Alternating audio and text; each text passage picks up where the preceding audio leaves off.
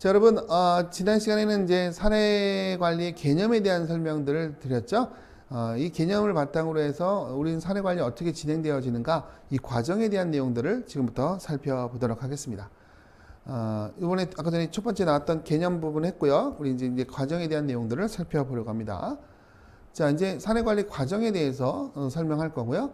그 다음에 한계와 개선 방안, 그 다음에 실제와 유의사항에 대한 내용들을 살펴보면서 진행을 할 건데요. 2번과 3번은 짧게 얘기할 거고요. 대부분 과정에 대한 시간들을 좀 더 많이 할애해서 진행하도록 그렇게 하겠습니다. 자, 여러분, 사내 관리 과정은 어떻게 되느냐? 각각의 학자들이, 여러 가지 학자들이 설명을 했어요. 근데 첫 번째 보면, 주로 여기 보면, 여기 사정, 가정, 이렇게, 해서, 처음에 들어오면, 이게 이 사정이 뭐냐면 어세스먼트예요, 어세스먼트.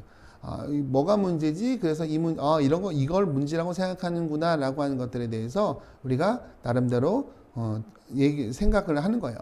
그걸 하고 난 다음에 실제로 그 다음에 이제 계획을 세우고, 기획을 세우고, 개입 계획을 세우고. 그래서 중요한 거는 여기서는 계획을 다음에 세우는 거죠. 그 다음에 실제로 실행을 하는 거예요. 실행. 맞죠? 그 다음에 실제로 실행을 하는 이런 일련의 과정들을 나름대로 가지게 되죠. 그러니까 5단계, 6단계, 3단계, 그 다음에 5단계가 나누어지는데요. 이걸 다른 말로 하면 어떤 분은 이렇게 얘기를 하더라고요. 계획을 하고, 그 다음 이거에 따라서 실행을 하고, 그에 따라서 평가를 하는 이 과정들이다. 그러면 계획을 하는 게 뭐냐? 바로 앞부분에 사정과 계획을 하는 거고요. 그 다음에 실제로는, 그 다음에 개입이든, 그 다음에 실제로 실행하는 거고, 그 다음에 맨 마지막 단계에서는 종결 평가 요것들이 다 이렇게 평가로 이렇게 연결해서 볼 수 있다라고 설명을 하는 경우가 있어요. 그래서 다음 단계로 넘겨보면 이 김상곤이라고 하는 분이 이제 설명을 한 거죠. 이제 학교 상황에 맞춰 본 거예요. 학교 사내 관리 과정들을 보면 첫 번째는 사례를 우리가 원래는 접수를 하거나 첫 번째는 접수를 하거나 또는 의뢰가 되거나 또는 우리가 발굴을 하거나 이렇게 세 가지가 초기에 우리가 초기에 사내 관리를 할 때 가장 중요한 부분들이 되어질 수 있는데요. 첫 번째는 우리 학기 초에, 그래서 3월이나 9월에 담임 선생님 또는 지역의 의뢰서, 기초조사서에서 동사무소에서 수급권자입니다라고 해서 의뢰가 되거나 이렇게 해서 서류들이 우리 학교에 들어오게 된다라고 하는 거죠. 그러면 그 서비스 대상자를 나름대로 파악을 하는 거예요. 대상자 파악을 하고 그 대상자하고 욕구를 뭔지, 그래서 초기에 접수를 받고 상담을 하는 과정들을 거치게 되죠. 그래서 학생에 대한 기초적인 자료들, 그 다음에 관찰들, 질문하고 또는 교사가 의뢰되어지고 또는 때로는 학교 내에 반별 개입 프로그램이라 그래서 여러분 반별로 개입 프로그램들이 들어가기도 해요. 그래서 반별로 개입 프로그램 들어가 보면 그룹 활동할 때 잘 적응하지 못하거나 또는 계절이 바뀌었는데도 옷이 안 바뀌거나 또는 옷에 항상 표정이 어둡고 여러 가지 부분에서 멍든 자국이라든지 이런 것들이 보여지거나 이럴 때 우리가 그 아이들을 발굴하게 되는 이런 상황들이 되어지는 거죠. 이렇게 발굴되어지면 이때부터 이제 자료를 이제 수집을 하는 거예요. 자료를 수집을 해요. 사례를 탐색하고 그 다음에 심층적으로 탐색을 하는 과정들. 그러니까 사례를 탐색하고 심층적으로 탐색하는데 이걸 주로 이제 우리는 사정이다라고 얘기를 하는데, 이제 그래서 만나는 거예요. 아이를 만나서 혹시 너가 어려운 게 뭐니? 엄마 아빠가 이혼하셔서 힘들어요. 그러면 그 아이를 도와줄 수 있는 방법은 얘가 심리적으로 너무 힘들어하는구나. 엄마 아빠가 이혼한 부분 때문에 이 아이가 요즘 아버지가 부도가 나가지고 또는 집안에 너무 어려워요. 이런 집이 없어서 지금 거리에서 노숙할 정도예요. 이런 여러 가지 부분. 또는 여러 가지 이런 하나하나들이 정말 극한 상황에 놓여져 있는 상황들도 많죠. 예전에 제가 모 구의 어떤 학교 어디에는요. 아빠와 남자애 2명이 있었는데 엄마가 오랜 병에 돌아가셨어. 근데 이 아빠가 오랜 병 때문에 빚이 너무 많아지다 보니까 이 아빠가 끝내 목을 매 자살을 했어. 그래서 그 아들이 그 아빠를, 그 목맨 아들 아빠를 내렸어. 그러니까 이런 상황들에 놓여지니까 그 뭐야? 이게 사례가 발생이 되어지니까 지역에 있는 사람들이 싹 모여가지고 이 아이를 도와줄 수 있는 방법이 뭘까 고민하면서 준비를 했어요. 그래서 이 아이들이 바로 거기에 머무르는 거는 계속해서 부모가 돌아가셨는데 거기 있을 수 없잖아요. 그렇죠?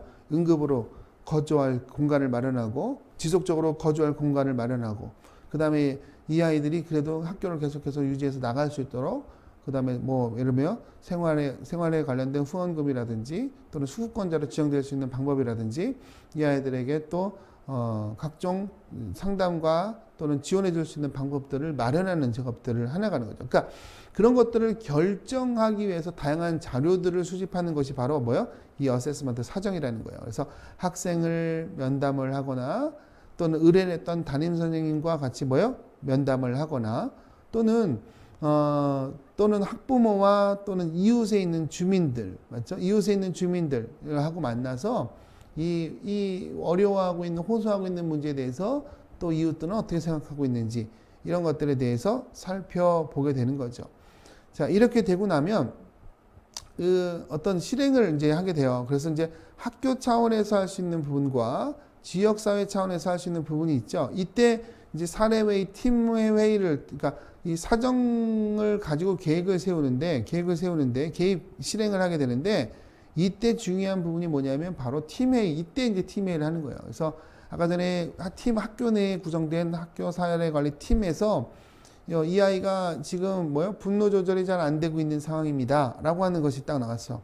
그럼 이 아이가 분노 조절이 잘 안 될 때는 이 담임 선생님 혼자만 흔한 말로 독박 쓰게 놔두는 게 아니라 이 아이가 문제가 딱 분노 조절이 안 돼서 조절이 안 될 때는 어떨 때는 학교 내에서 공익이 바로 학교로 그 반으로 들어갈 수 있도록 하고 또는 복지사도 같이 갈 수 있도록 하고 아니면 얘가 지금은 분노 조절이 어느 정도 분노 조절이 좀 안 될 조짐이 보여. 그럼 바로 복지실로 보내고 맞죠? 그러니까 여러 가지 이런 절차들을 나름대로 팀 안에서 구성을 해서 그래서 그 사례에 맞춰서 진행을 하는 거죠. 예전에 제가 또 슈퍼비전을 주러 갔는데 어떤 학교에서는 아이가 분노 조절이 잘 안 돼서 한 애들이 팔 다리에서 4명의 아이들이 걔를 너무 그래서 이렇게 들고서는 복지실까지 데리고 온 거예요. 그 다음에 이제 복지실 왔으니까 애들이 됐거니 하고서는 애가 뚝 내려놨어요. 그랬더니 얘가 갑자기 벌떡 일어나더니 옆에 꽂혀있던 우산을 딱 빼들고 막 찌를 듯이 딱 보고 있는 거예요. 야, 이때 복지사 선생님이 그 아이한테 야, 너무 빼촉하지 않니? 얘가 또, 전 그 선생님도 참 대단하신 것 같아요. 대부분 보면 막 당황해갖고 내려놔 막 이것만 할 텐데 맞죠? 대부분 보면 아니면 강압적으로 제 앞에 가지고 엎어가지고 다시 얘기하거나 이럴 텐데 너무 뾰족하지 않니? 그랬더니 애가 갑자기 그 뾰족한 부분을 쳐다보더라는 거예요. 그랬더니 그 선생님이 뭐라 했냐면 방망이를 바꿔줬어. 야구 방망이로. 휘두를 정도의 아이가 아니니까 여러분 그건 상황에 따라 다를 수 있어요. 그랬더니 그 아이가 그걸 바꿔 들더라는 거예요. 그랬더니 조금씩 차분해지면서 그 아이가 이제 안정화되어지는 이런 단계를 거쳤다는 그런 얘기들을 제가 이제 슈퍼비전을 통해서 나눈 적이 있는데요. 그러니까 학교 차원에서 이러한 다양한 사례에 대해서 어떻게 접근할 것인가에 대해서 고민해 보는 거죠. 그렇죠? 한 아이가 매번 지각을 해요. 지각을 하는데 이 아이를 도와줄 수 있는 방법이 뭘까 고민을 했더니 이 아이가 이 강점 사정, 그러니까 이 아이의 여러 가지 것들을 면담해보고 아이를 만나보고 해보니까 이 아이가 축구를 너무 좋아해. 그래갖고 학교 차원에서 뭘 만들었냐면 조기축구부를 만들었어요. 조기축구부를. 그렇죠? 여러분, 이 아이가 학교도 잘 안 나오는 데다가 뭐가 또 문제냐면 냄새가 너무 많이 났었단 말이에요. 그러니까 이 조기축구부를 하니까 어떻게 해요? 학교에, 얘가 좋아하는 게 축구라 그랬잖아요. 그러니까 아침에 일찍 나가고 축구를 하고 막 열심히 뛰어. 그 다음에 애들끼리 같이 갖고 동시에 막 샤워하고 딱 들어가면 냄새 나는 걱정 없죠. 맞죠? 그 다음에 샤워를 딱 하고 들어가니까, 맞죠? 그리고 냄새 날 걱정 없고. 그 다음에 조기축구 때문에 학교에 왔다가 끝난 다음에 그러고 학교 나가요? 그런 경우는 거의 없죠. 대부분 아이들이 못 일어나서 학교에 늦는 경우들이 많잖아요. 그러니까 이제 그 아이는 조기축구가 끝나고 샤워하고 그 다음에 간단한 빵이라든 이런 것들 있으면 또 먹고 교실로 들어가면 이 아이는 그 학교에서 얼마나 이제 그 문제를 더 이상 표현하지 않으면서도 살아갈 수 있는 조건들이 만들어지잖아요. 이게 바로 학교 차원의 접근이라는 거예요. 자, 지역사회 차원의 접근을 보니까요. 이 아이가 집에 돌아가서 방임이 되고 있는 거예요. 혼자 있는 시간이 너무 많은 거예요. 자, 그래서 어떻게 했냐면 지역에 있는 복지관에 의뢰해서 복지관에서 프로그램에 참여할 수 있도록 해주거나 아니면 그 지역의 대학생들 또는 그 지역의 올바른 정말 건강한 성인들과 멘토링을 연결을 해준다든지 또는 그 지역에서 다양한 자원들이 있을 수 있잖아요. 뭐 때로는 밑반찬 서비스, 때로는 또 가사 지원 서비스, 뭐 여러 가지 부분들에 대한 것들을 연결을 해줘서 이것 때문에 힘들어하고 어려워했었던 부분들을 지역사회가 도와줄 수 있도록 해주는 걸 해주는 거죠. 맞죠? 자, 이런 것들이 가능할 수 있도록 해주는 거예요. 이것을 사례관리자와 담임교사와 또는 각종의 전문가들이 이런 것들을 계속적으로 점검해 주는 거예요. 잘 되고 있는지 안 되고 있는지. 자, 그래서 아까 전에 얘기한 것처럼 잘 됐어. 그러면 끝. 잘 안 됐어. 그러면 뭐야? 다시 사정해 보니까 얘 문제는 이걸로 해결될 문제가 아니야. 우리가 다시 접근해 줘야겠어. 그래서 학교 내에서는 어떤 지원해 줄까? 지역사회에서는 어떤 걸 지원해 줄까? 이런 것들을 같이 고민해 봐서 다시 문제를 생각해 보는 거죠. 자, 이렇게 해서 진행을 해보고 이제 학기 말이 되면 어떻게 진행됐는지를 보고 종결을 하는 거죠. 근데 학교는 참 좋은 건 뭐냐면 외부에서는 이렇게 프로그램 끝나고 난 다음에도 이 아이가 잘 되고 있는지 안 되고 있는지를 파악하는 것이 쉽지가 않아요. 그런데 이제 학교에 있는 한은 계속해서 그 아이가 학교에 있기 때문에 학기마다 이렇게 1, 2회 정도 점검만 해줘도 혹시나 잘 되고 있다가 안 되고 있으면 다시 또 여러분들이 개입해 줄 수 있는 거고요. 잘 되고 있으면 굳이 여러분들이 개입하는 것은 또 바람직하지 않을 수 있는 부분이 있다는 거예요. 그러니까 이런 식의 과정을 거치게 된다라고 보시면 되겠죠. 자, 아까 전에 말씀하신 것처럼 어떻게 한다고요? 사례를 발굴을 해요. 맞죠? 발굴을 해요. 또는 접수를 해요. 이 두 가지가 바로 사례가 진행되어지는 과정이에요. 자, 그거에 따라서 뭐래요? 심층적으로 어세스먼트, 사정을 해요. 자, 그 다음에 실제로 개입을 하고요.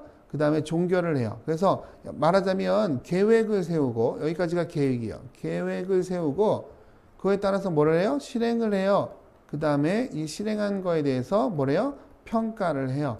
그래서 우리가 어떤 일을 하더라도 계획을 세우고 실제로 실행을 하고 평가를 하잖아요. 그래서 이 계획을 세울 때 먼저 요청이 오거나 의뢰가 오거나 방문을 하거나 또는 발굴을 하거나 이렇게 그 다음에 이렇게 풍부한 정보가 있어야 그래야 여러분 팩트를 정확하게 알아야 계획도 잘 세울 수가 있겠죠. 그래서 접수를 하고 탐색을 한 다음에 그런 설계된 서비스 계획을 실제로 실행에 옮겨보고 그것이 이제 잘 됐으면 종결을 하고 그럼에도 불구하고 안 됐을 경우에는 때로는 우리 다른 기관의 의뢰를 여기에 했을 때는 의뢰라고 하는 것을 하기도 하죠. 그 다음에 3개월 뒤, 6개월 뒤 정도에는 모니터링을 해서 실제로 잘 생활하고 있는지를 파악하는 것도 대단히 중요하다. 이렇게 생각하시면 되겠습니다. 자, 여러분 이제 이렇게 진행을 하는 과정에서 여러 가지 한계점들이 많아요. 그래서 대부분 보면 교육복지사가 다 했으면 좋겠어 라고 이렇게 하는 경우들이 많아요. 학교별로 보면 선생님들이나 또 다른 분들은 내가 다른 일들도 바쁜데 라고 생각하면서 모든 것들을 교육복지사가 하기를 원하는 경우들이 많아요.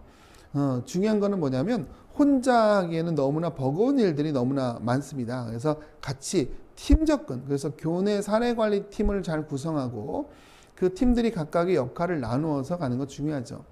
여러분 한 반에 분노 조절 안 되는 아이 때문에 담임 선생님 얼마나 힘들어요. 그때 담임 선생님 담임 맡으셨으니까 혼자 알아서 하세요 이러면 그 선생님도 지치고 아이도 학교에 적응하지 못하는 상황들이 되어지죠. 이렇게 되면 안 된다는 거예요. 이럴 때 교내 사례관리팀을 구성해서 맞죠? 그래서 이 팀들이 역할을 나누어서 그 분노 조절이 안 되는 상황이 있을 때는 각각의 알아서 각각의 힘을 합쳐서 도와줄 수 있도록 이렇게 하는 것이 중요하다. 또 하나는 교사와 그 다음에 학교의 관리자들이 도대체 학교는 왜 학교에서 이런 사례 관리라는 걸 왜 하는지 모르겠어 라고 이 중요성과 필요성에 대해서 인식을 하지 못하는 경우들이 많아요.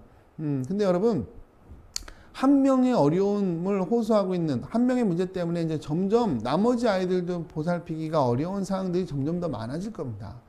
특히나 여러분 요즘은 최근에는 아이들이 예전에는 집안에서 사회성을 개발을 하고 학교에 오는 경우들이 많아요. 왜냐면 형제들이 많기 때문에. 근데 요즘 최근에는 독자 내지는 둘 그리고 또 부모로부터 무한 전폭적인 지지를 받아왔었던 아이들이 이제는 공동사회라고 하는 학교에 와서 잘 적응하지 못하고 그러니까 분노 조절이 잘 안 되고 그리고 또 부모의 역할을 제대로 하기가 지금은 너무나 어려운 상황 속에서 이 여러 가지 복합적인 문제들 때문에 이제는 혼자 해결할 수 없는 상황들이 되어진다는 거예요. 그래서 교 내외, 내뿐만 아니라 내외로 이런 협력적 환경을 조성할 수 있도록 그리고 이런 걸 조성하기 위해서 교육복지사가 외부에 출장을 나가는 거에 대해서 내보내셔야 돼요. 일부 교장 선생님들 보면 왜 교육복지사가 왜 이렇게 출장이 많아? 학교에 있는 인력은 다 그냥 학교 열심히 하고 있는데 왜 너희들만 이렇게 출장들이 많아? 출장비 받으려 그러는 거 아니야? 이렇게 인식하는 경우들도 있더라고요. 그러면 안 된다는 거예요. 이게 나가서 이런 자원들을 많이 만들어 놔야 실제로 그 자원들을 연결할 수 있기 때문에 그렇다는 거예요. 자, 그리고 학생들이 비자발적으로 참여하고 가족들이 비협력적인 이런 경우들이 많이 나타나게 되어지는 거죠. 근데 이럴 때는 사실은 관계를 잘 형성하는 게 되게 중요하고요. 이것도 중요한 건 뭐냐면 가정 방문하는 거 되게 중요합니다. 왜냐하면 지금까지는 문제가 생기면 부모들 보고 학교로 오세요 이러니까 뭐 벌써 주눅 들고 오는 경우들이 많기 때문에 학교는 나한테 지시하고 나를 오라가라 하는 곳이야 라고 하는 이런 생각들을 하는 경우들이 많다는 거예요. 그래서 이 교육복지사는 또는 담임선생님과 같이 협력을 해서 뭐요? 가정을 방문하고 가정을 방문할 때 뭐요? 뭔가 조사하러 가는 것이 아니라 나를 뭔가를 도와주려고 하는데 어떻게 하면 도와줄 수 있을지 그렇죠? 이런 것들에 대해서 고민할 수 있도록 해주는 거. 그래서 협력을 통해서 문제 해결을 해나가는데 그건 뭐요? 사실은 관계가 잘 이루어졌을 때 이런 부분들이 이루어질 수가 있게 된다라고 하는 부분입니다. 그 다음에 적극적인 사내 관리를 해야 되는 부분이 필요한데 이게 잘 안 되는 경우들도 상당히 많죠. 이런 부분에서는 제도화 또는 권한 부여를 해주는 것이 되게 중요하고요. 정말 이 전문성 강화를 위해서 교육이나 슈퍼비전, 훈련 체계를 마련하는 것이 대단히 중요한데 이런 통합된 매뉴얼이 사실 없어요. 지금 이렇게 방송을 통해서 이렇게 진행한다라고 하는 것들을 통해서 한번 정리해 주는 것도 대단히 중요한 부분인 거고요. 그 다음에 더 좋은 건 향후에는 온라인 체계 시스템을 통해서 이 사내 관리의 대상에 대해서 그러니까 비밀 보장을 아주 철저히 해줄 수 있는 또는 이게 해킹이 되지 않는 이런 구조를 통해서 이런 사내 관리가 된 내용들에 대해서 나름대로 여러분들이 작성하시면 그거에 대해서 슈퍼비전을 줄 수 있는 체계까지 마련되어지면 좋겠다. 교육청 단위에서는 6명 내지는 4명에서 8명 사이로 각각의 지역에 있는 교육복지사들을 모이면 거기에 슈퍼바이저를 보내줘서 슈퍼바이저가 한 달에 한 번 정도씩 점검해 줄 수 있는 과정들을 이렇게 마련하는 것도 대단히 좋은 이런 부분들이다. 이렇게 볼 수 있겠죠. 자, 세 번째는 이제 사내 관리를 할 때 무단 결석을 하고 있는 가정, 한부모 가정 중학생 아이가 있다고 하면 여러분들이 여기 보시는 것처럼 접수번호, 그 다음에 대상자, 의뢰 내용, 그래서 이런 샘플들이 있어요. 그리고 여러분들이 교육복지 관련돼서 이 교육복지사들이 이런 것들을 다 작성을 하거든요. 이런 작성 하나하나들을 해나가면서 훈련을 해나갈 수 있죠. 그래서 접수 후에 어떻게 진행되어지는지 이런 것들, 내용들, 그래서 제시된 욕구가 뭔지, 이용 가능한 자원이 뭔지, 내외적으로 이걸 진행하는 데 있어서 장애물 요소들은 뭔지 이런 것들을 한번 전반적으로 점검해 보고 실질적으로 개인적 수준, 가족 수준, 학교 수준에서 어떤 식으로 접근해 줄 수 있을지에 대한 내용들을 점검해 보면서 진행을 해 나갈 수 있게 된다는 거죠. 그래서 예를 들어서 개인 수준의 욕구를 보니까 방과 후에 늦은께 동생과 지내고 있어. 자, 그랬다 보니까 주인집에서 김치도 가져다 주고 복지관에서 봉사, 푸드마켓이 있어. 그래서 이걸 가지고 근데 어떤 어려움들이 이렇게 있어. 그래서 이런 것들을 여러분들이 감안해서 이 아이에 대해서 이제 이제 실제로 어떤 계획을 세우게 되죠. 그러니까 이런 것들이 마련이 되어지면 그럼 이걸 바탕으로 해서 개인 내용을 세우는 거예요. 그래서 뭘 할까 했더니 일상생활 지원을 해서 밑반찬을 지원을 해주는데 주 3회 그래서 이건 행복복지관에서 해주고 그 다음에 기간은 어느 정도인데 달성됐다. 그럼 달성. 아니면 연장해야겠다. 그럼 연장.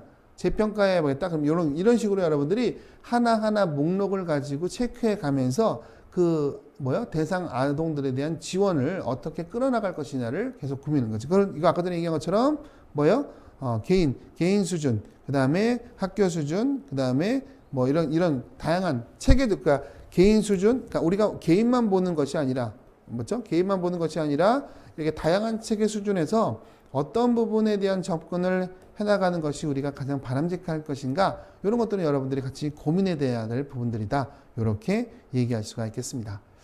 자, 사례 관리를 할 때는 적정 사례 관리수, 아까 전에 얘기했죠? 10사례 정도를 좀 집중하시고요. 저는 개인적으로 한 사례, 집중적으로 이루어질, 그래서 그걸 올해의 사례 또는 이번 학기의 사례, 그래서 한 학기 사례에 집중해 주는 거 되게 중요하고요.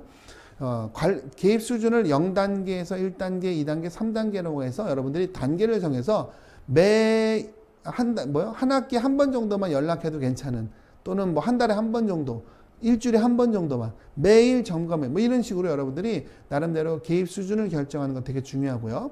그 다음에 여러분들이 슈퍼바이저도 확보하는 것이 대단히 중요합니다. 그 다음에 주 사례 관리를 누가 할 것이냐? 그래서 우리는 주로 학생들을 주 사례 관리를 대상으로 하고요. 학부모가 만약에 접근해야 되겠다, 이거는 주로 지역사회에서 다루는 것이 바람직하겠다, 이렇게 볼 수가 있겠습니다. 그 다음에 이런 거 진행할 때는 다 있어요, 여러분들. 양식과 평가 도구를 여러분 사전에 준비해 놔서 이런 것들을 여러분들이 잘했어요 라고 끝나는 게 아니라 이런 정도로 이루어졌어요 라고 하는 것들을 여러분들이 근거 자료를 제시할 수 있는, 그래서 여러분 요즘은 최근엔 근거 기반 실천이라는 용어를 쓰기도 합니다. 근거를 바탕으로 해서 실천을 할 수 있었으면 좋겠습니다. 자, 이제 여러분들 이제 과정에 대해서 전반적으로 살펴봤죠. 그 다음에 한계와 개선 방안. 그래서 좀 더 인식도 좀 더 확대돼야 되고요. 그래서 지금 이 방송을 들으신 혹시나 교사나 또는 관리자분들께서도 사례 관리 정말 필요하구나, 우리 교육복지사가 잘할 수 있도록 여러분들이 서포트 해주시는 거 되게 중요한 부분이라는 거예요. 그 다음에 실제로 진행할 때 개인 차원, 그 다음에 가족, 지역사회 차원에서 그 다음에 접근하는 방식, 그래서 욕구 사정을 하고 실제로 어떤 식의 개입 내용들을 가져갈 것인지에 대해서 살펴보는 내용들, 그래서 실제와 유의사항에 대해서 살펴보았습니다. 자, 이로써 통합사례 관리에 대한 내용들은 마치도록 하고요. 다음 차시에서는 조호재 수석교사님의 교육복지 교육과정 연계 또는 수업 재구성에 대한 내용들을 살펴보도록 할 예정입니다. 여러분 수고하셨습니다. 감사합니다.